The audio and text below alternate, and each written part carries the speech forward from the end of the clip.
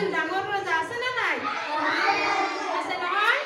গণিতৰ পৃষ্ঠা নম্বৰ 46 পাঠ নং 6 নহয়? তেনেহ'লে মই ভংগীমা গীতটি আৰম্ভ কৰোঁ। এক আছিল ডাঙৰ ৰজা। এক আছিল ডাঙৰ ৰজা। কওঁ শুনা বৰ মজা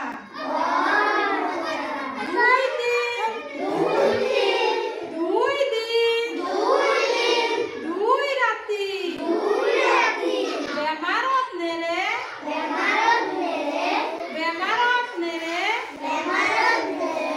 ভাৰী পাতি তিনি দিনত কবিৰাজ আহিল। দেখে ৰজাৰ